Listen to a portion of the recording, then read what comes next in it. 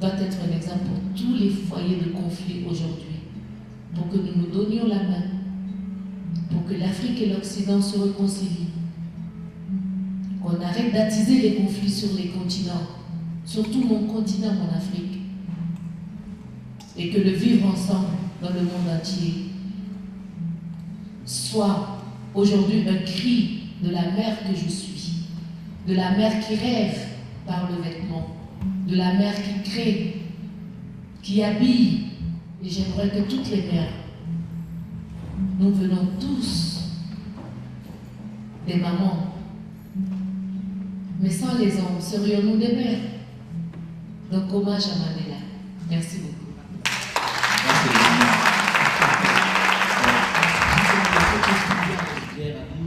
Je dois d'abord dire que pour moi, l'investissement, l'engagement qui est le vôtre, toi aussi Serge, bien entendu, même si je n'ai pas l'occasion de te le dire souvent, c'est un exemple.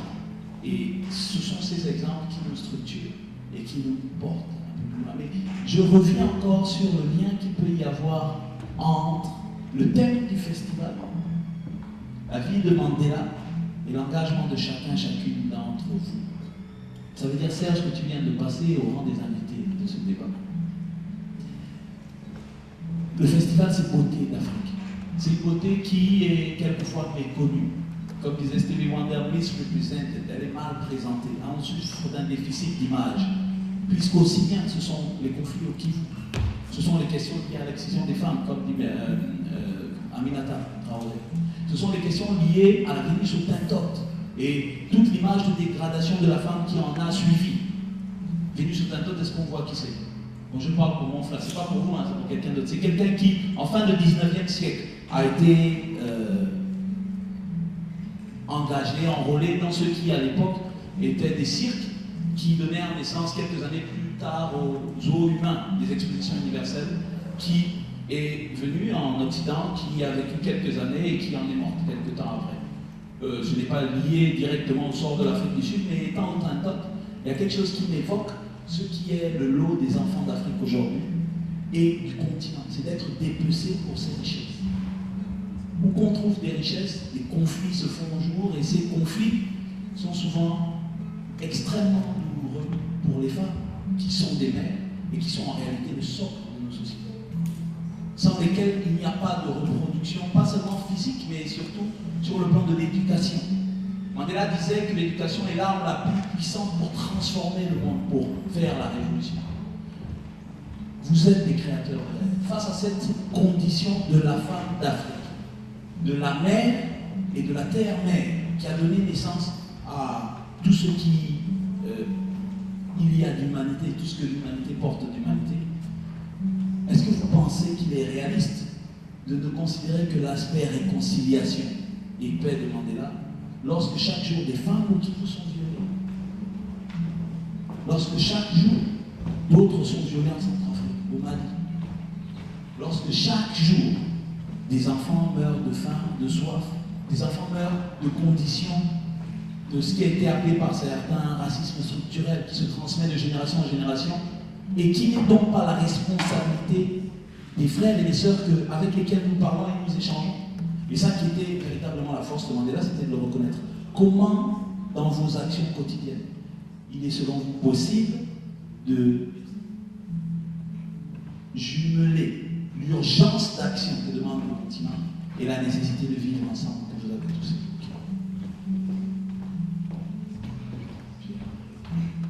Expliquer à un enfant de 3 ans, un enfant de 4 ans, qu'est-ce que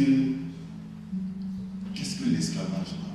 Parce qu'ils entendent parler, et même les enfants du CM2, ils commencent à voir dans les interventions qu'on fait dans les écoles ici, le monde est à Toulouse, le monde est en France. Donc dans une classe, tu vas voir des petits d'origine africaine, d'origine chinoise, d'origine...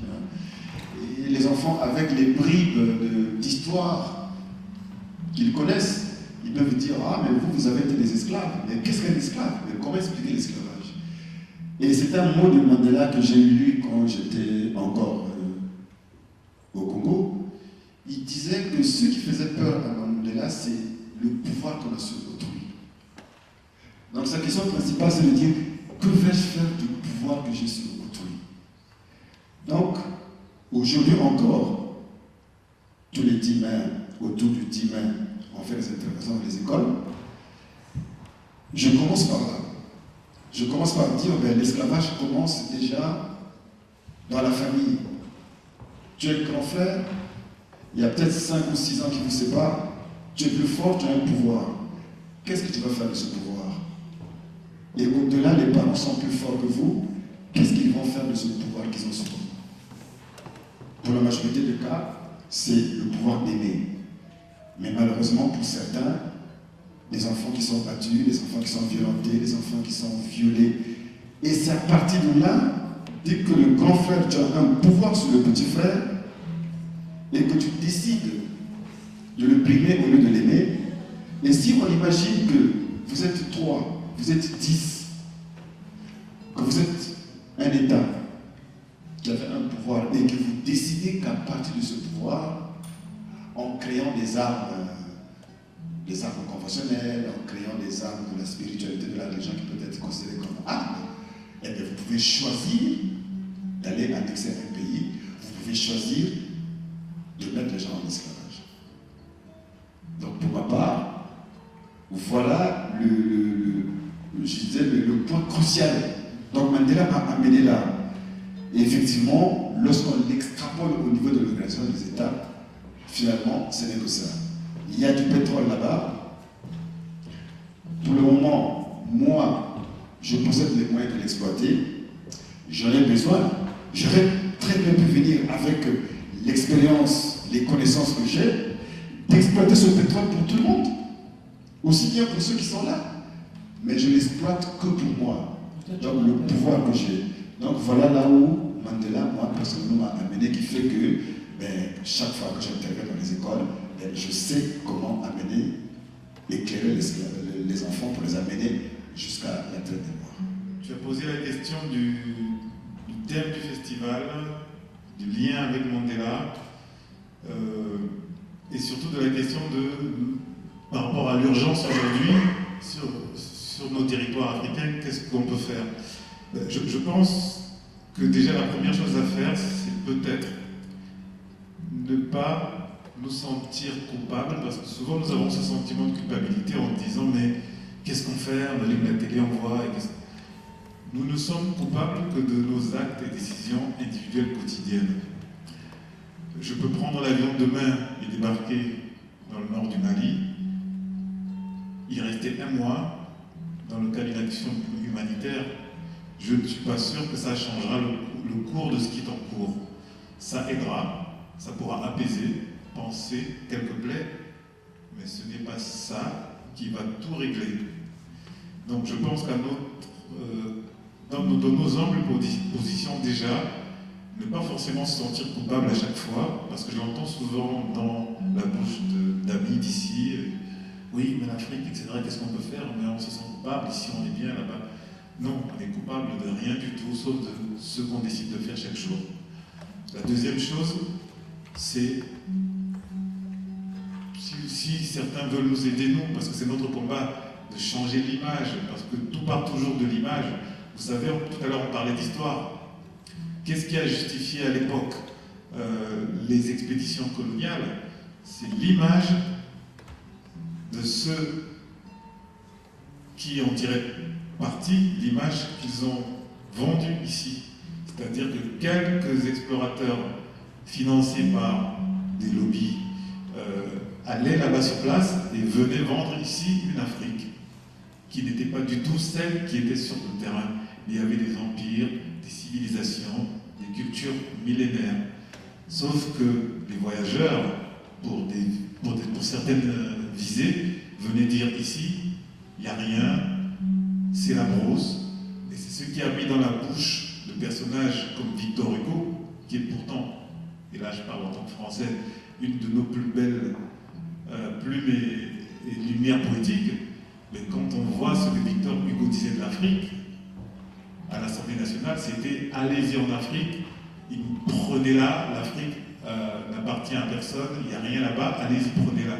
Donc vous voyez, même des gens comme Victor Hugo, aussi brillant soit-il, a tenu ce discours colonialiste et esclavagiste, et a encouragé et validé cette idéologie-là. Voilà. C'est-à-dire que c'est l'image, et c'est pour ça que notre credo, en tant qu'acteur culturel, c'est la promotion de l'image de l'Afrique. Parce que selon la perception qu'on a de l'autre, on peut se comporter de telle ou telle manière.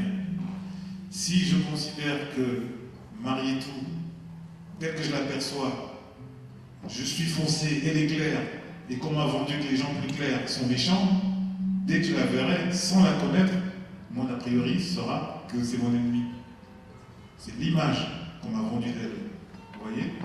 Donc, notre contribution à travers Africa Toulouse, c'est de promouvoir cette image à travers nos yeux d'originaires de ce continent, mais aussi d'enfants de France. Parce que nous sommes aujourd'hui plutôt bien légitimes pour présenter l'Afrique telle que nous la connaissons, pour y avoir vécu pour la plupart, mais aussi de bien être enracinés sur notre terre d'accueil qui est Toulouse, et de pouvoir faire le lien et le pont entre les deux. Et comme dit souvent le grand frère Pierre, les hommes sont faits pour bâtir des ponts qui les relient et pas des murs qui les séparent. Quand on fait la promotion cette année de la beauté africaine, ça peut paraître inédit. Quand je regarde Marietou Dicko, c'est ce que je vois. C'est une beauté qui, vous l'avez entendu, au-delà d'être physique, est spirituelle, culturelle, maternelle. Et en mettant la lumière sur ces jeunes filles d'ici, à travers le gala que nous organisons demain, qui sont des jeunes Toulousaines, des jeunes Afro-Pyréennes, françaises, mais, oubliez le mais, et originaires d'Afrique, c'est une façon pour nous de leur insuffler cette quiétude, cette fierté de dire nous sommes aujourd'hui françaises, nous sommes nés ici, et nous sommes aussi fiers des pays et du continent d'origine de nos parents et de nos grands-parents. Je pense que lorsqu'on est apaisé avec cette double culture, on est un meilleur citoyen. Et on contribue mieux à la collectivité. Et quand on parlait de tensions, aujourd'hui, toutes les tensions qui peuvent apparaître de ci, de là dans nos quartiers, dans nos villes, même si elles ne font pas toujours la une des journaux, mais c'est très régulier, elles viennent aussi de ce mal-être culturel. On parle des enfants d'immigrés, des descendants de troisième génération, qui ne sont pas bien dans leur peau. Alors voilà, l'autre fois, il y a un pays, il y a l'Algérie qui a gagné, et puis ça a brûlé. Pourquoi il y a un match de foot et puis ça brûle? Bon. Il y a plein de questions sociétales qu'on peut en réalité régler avec du dialogue culturel. Et ça, étant donné que notre belle République n'est pas si parfaite malheureusement, et n'est pas pire qu'ailleurs d'ailleurs, hein, ben, nous en tant que citoyens, nous pouvons prendre des initiatives. Voilà. Et jusqu'à présent, un des plus beaux compliments qu'on nous ait fait à Afro-Event, c'est de nous dire merci pour ce que nous faisons pour les enfants. Parce que quand nous organisons des événements pour parler aux enfants d'ici, comme le fait Pierre, pour leur apprendre à la fois leur fierté d'être français, mais aussi leur histoire d'origine, je pense que c'est une contribution, si humble soit-elle, qui permet à travers des événements comme Africa Toulouse de contribuer petit à petit, pas à pas, année après année, à ce à quoi nous aspirons tous, je le pense, se vivre ensemble. Voilà. C'est parfait. Donc c'est... Vous savez, il y a eu un thème à l'UNESCO quand j'y travaillais, c'était le thème culture et paix. La culture amène toujours la paix. Quand on connaît la culture de l'autre, on l'apprivoise, on arrive à vivre avec, à comprendre. Et quand on comprend, on est acquis à la cause, à toutes les causes, les bonnes causes. Afro-Event m'a invité pour venir justement dire à ces filles, nos filles, que leur double culture est une richesse. une richesse qui peut les apaiser, une richesse qui peut les rendre fiers de leur double nationalité. Parce qu'en général, les parents tiennent à ce que ces enfants aient un passeport de leur pays d'origine. Ce n'est pas simplement le fait d'être de la deuxième génération ou de la troisième génération, mais aussi de posséder un papier qui prouve qu'on est de là-bas. Et aussi, dans les pratiques quotidiennes à la maison, parler la langue, manger la nourriture du pays d'origine. Un enfant parle naturellement la langue de sa mère. Donc les mères africaines inculquent aux enfants la culture, les us et coutumes de là où nous venons. Même si nous sommes venus depuis très longtemps, assez souvent, même si nous sommes métis comme moi, je suis née de la double culture. J'ai grandi dans la double culture, j'ai été élevée dans la double culture. J'aime toutes les cultures. Et je crois que les enfants, on doivent leur apprendre, comme Afro Events le fait si bien par ce festival, qui a fait de moi l'invité d'honneur. Et à ma grande surprise que je sois là pour parler de Mandela qui cultive la paix, qui danse quand les musiciens chantent, qui porte des vêtements des tissus africains.